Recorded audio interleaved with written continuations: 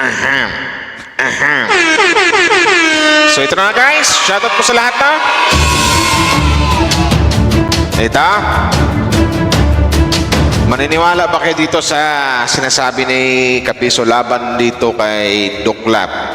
Kay Doc Lab o kay Mang Iking o kay Dr. Lab na ang plano niyang pagsira dito sa Kalingap or I mean dito sa kasal.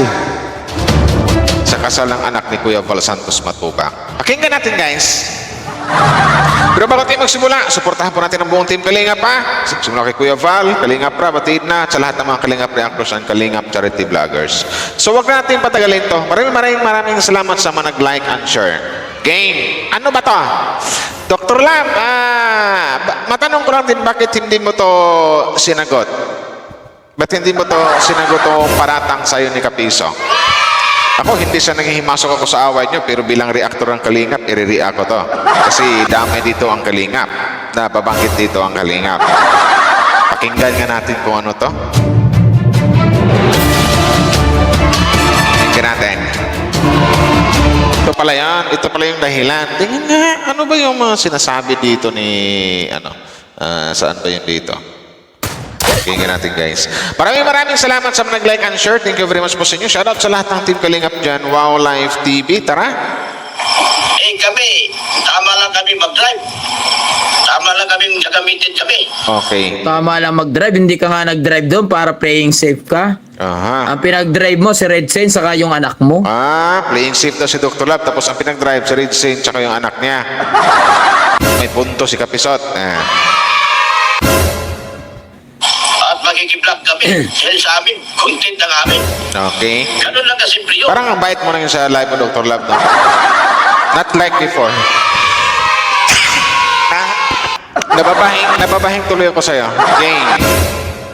No, hindi content yung gusto mo, Doklat. Ano yung Ang gusto niya? mo, masira mo yung Kalingap saka yung araw ng kasal ng anak. Ang gusto pa ni Dr. Lab, masira yung Kalingap at yung mismong araw ng kasal ng anak ni Kuya Val. Parang ganon.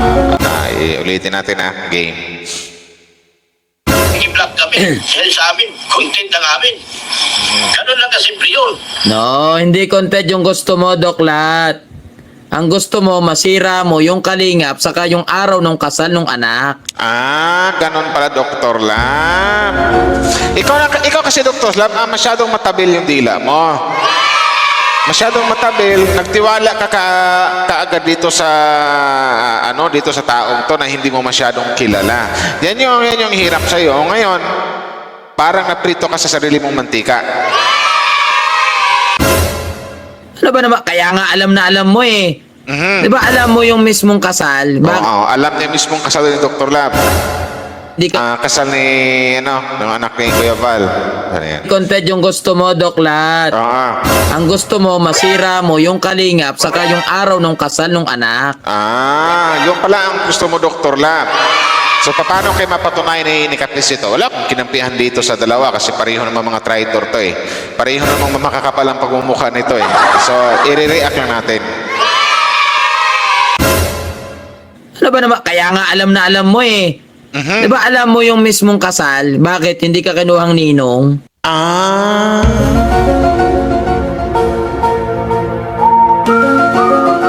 Baka nagtampo kasi hindi kinuha ninong. Ganun na ba yan? Aray mo. Ganun Gusto mo bookingin kita, Doklat? Nako, ibubuking ni Kapiso si Doc Lab. Ayan ang hirap si Doc Lab. Si Queen na, yung pala, marami ka nang kinikwento kay Kapiso laban dito sa Kalingap. Kung saan ka nanggaling, kung saan ka nakilala. Kasi alam mong hindi ka kinuhang ninong. Kaya isinabay mo, pinagkataon mo mismo na araw ng kasal ng anak. Si Doc Lab pala ng plano. Kasi hindi ka kinuhang ninong Dr. Lab sa kasal ng anak ni Kuya Val, kaya itinaon mo din sa kasal. Ganon pala yun. Grabe ka naman, Doc Lab, kung totoo itong sinabi ni Kapiso. Tao ka ba? Nako. Kasi hindi ka kinuhang ninong. Nako. Di ba, Doklat? Tuwan-tuwa ka. Tuwan-tuwa ka mismo na nasisira yung araw nung kasal nung hari, nung anak. Tuwang-tuwa anak ko, Dr. Lab. Yan lang yung... Anong galit mo dito sa Kalingap, Dr. Lab? Ito, pagbasihan ko itong sinabi dito ni Kapiso, hindi makatao yung ginawa mo. Wala kang respeto kay Kuya Val, wala kang respeto sa Kalingap sa madaling salita. Itinaon mo pa talaga sa isa sa mga pinaka-importanting araw sa Matubang family. O dito sa anak ni Kuya Val at kay Kuya Val Santos Matubang at dito kay Kalingap Rap.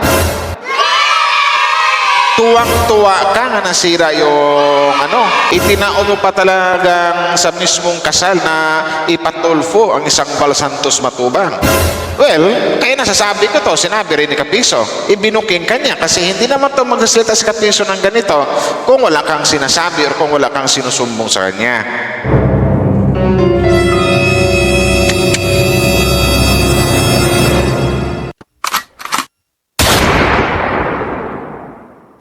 Kasi nga hindi ka kinuhang ninong.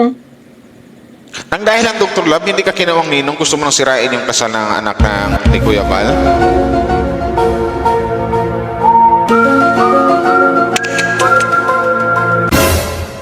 Di ba yan ang kwento mo?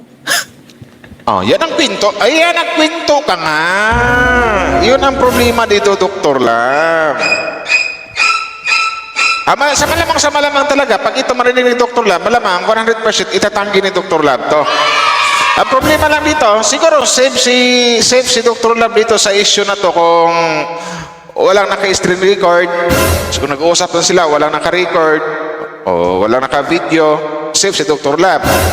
Or baka naikwento niya sa chat lang. Kung sa chat lang, mais-is yan or mais-screenshot, yari si Dr. Lab.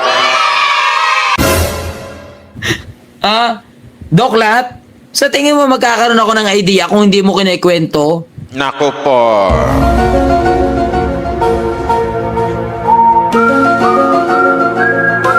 Kwento pa more, Dr. Lab. Ayan yung nangyari ngayon. Napakawalang respeto mo pala, Dr. Lab, dito kay Kuya Val at dito sa Kalingap. Hindi mo ba alam nang dahil sa Kalingap kaya ka nakilala? Tapos ganyan na yung gawin mo. Hindi mo man lang, kumbaga, mismong pinaka-importanting araw, kasi yung kasal, gusto mong sirain kasi hindi ka kinuhang ninong. Di ba ikaw nagkwento niyan? Natuwan-tuwa ka? Bakit? Tuwang-tuwa ka pa talaga, Dr. Lab. Tapos sa manangyari ngayon, nagtuturoan na at kayo din ang tinuro ng Bataliro family. Well, wala pa kong hawak na, wala pa yung ebidensya. Pinagbasihan ko lang dito, yung sinabi ni Kapisot na isa ding traidor sa Kalingap. Kasi ikaw ang sumira sa kasal nung anak nung hari. Yun. Ayun pala yung Dr. Lab, nabuking ka. Malamang wala pa nakapag-react nito eh. Parang napansin. Parang wala pa. Nung hari? Ano masasabi mo sa Kalingap? Doklat, di ba ikaw nagkwento niyan? Sa sobrang excited mo, lahat na ikwento mo. Naku po, ang dami mo palang kinuwento kay Kapisot, Dr. Lab. Sabay na, Dr. Lab, dito ni Kapisot, logi ka. Sa totoo lang, logi ka na. Lamang na dito si Kapisot kasi ang dami mo na palang ikinikwento sa kanya. Yun yung mahirap doon.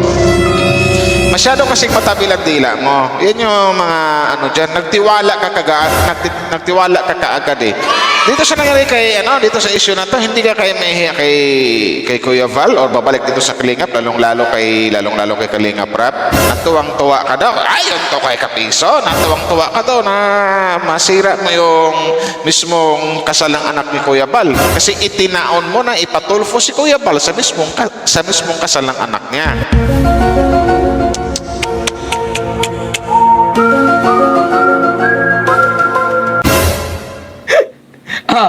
Hari,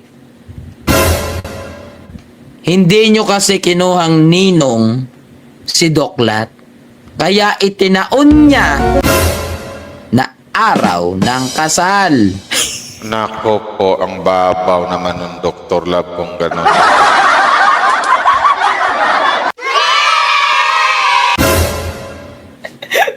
Oops! Kay Doklat, nagmula yan.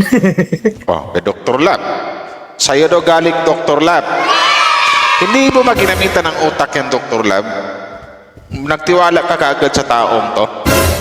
Kinuwinto mo agad na kung ano yung plano mo dito sa Kalingap. Mas pinili mo pang taong to kaysa dito sa Kalingap kung saan ka nag-ugat, kung saan ka nanggaling. Napakahayop naman ang ugali mo kung ganon. Sa sobrang tabil ng dila niya, lahat na ikwento niya. Lahat. Kulang na nga lang kung paano siya pinanganak eh. Oh, Hari! Ano? Hari! Gusto mo talaga marinig? Huwag ka masyadong asal matapang kapiso kasi ang karamihan pa naman sa mga ganyang ugali, matapang lang sa social media. Madaldal sa social media, matapang, pinakita yung tapang, pero sa realidad, sa totoong buhay, napakaduwag. At ramdam ko isa ka na doon. Kasi sa unang hiring mo pa lang, sa unang hindi ka na nagpunta. Kaya wag ka, bawas-bawasan yung pagkatapang mo sa kunwari matapang ka. Pag ganun kasi magugulpi ka ng wala sa oras. Yun lang yun. Wag masyadong matapang. Ano ko lang sa'yo. Mapare-hari ka kung hindi. Alam mo ba dati napaiyak-iyak ka din sa Kalingap? Pareho lang ni Dr. Lab, ang sarap yung pag-untugin eh. Paiyak-iyak, pasalamat sa Kalingap, pati asawa mo, pero anong sinukli niya ngayon. Pero hindi natin pag-usapan yan.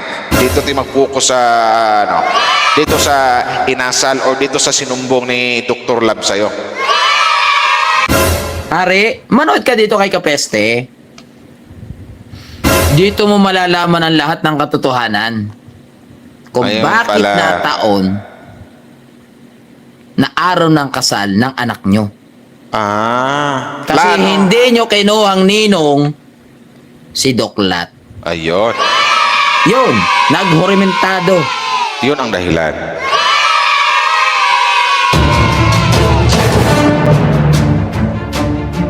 Yun yan. Kay Kapiso, Dr. Lab. Ayun pala yung plano mo. Nireact ko lang Pinagpasihan ko lang dito yung mga sinasabi ni Kapisot dito sa live niya.